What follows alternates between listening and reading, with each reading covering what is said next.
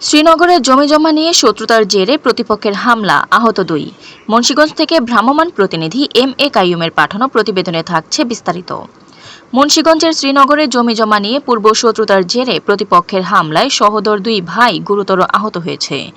মঙ্গলবার বিকেল ৩টায় উপজেলার ভাগ্যকুল ইউনিয়নের মধ্য কামারগাঁও এলাকায় এ হামলার ঘটনা ঘটে।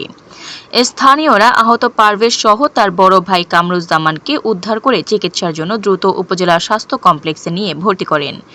এ ঘটনায় পারভেজ বাদী হয়ে ভাগ্যকুল ইউনিয়ন আওয়ামী লীগের সহসভাপতি মোশাররফ হোসেনকে প্রধান বিবাদী করে ৫ জনের বিরুদ্ধে থানায় একটি লিখিত অভিযোগ করেন। অভিযোগ সূত্রে জানা যায়, দীর্ঘদিন যাবৎ ইউনিয়ন আওয়ামী লীগের সহসভাপতি মোশাররফ হোসেনের সাথে ভুক্তভোগী পারভেজদের জমি নিয়ে বিরোধ চলে আসছিল। মঙ্গলবার বিকেলে আওয়ামী লীগ নেতা মোশাররফ ও ছেলে ওয়ালিদ ব্যাপারী, ভাই শহীদ ব্যাপারী, ভাতিজা মাসুক ব্যাপারী ও মৃত নুরু ভূঁইয়ার ছেলে সেলিম ভূঁইয়া গং জোরপূর্বক ভুক্তভোগীর জমির ঘাস কেটে নিয়ে যাওয়ার চেষ্টা করে।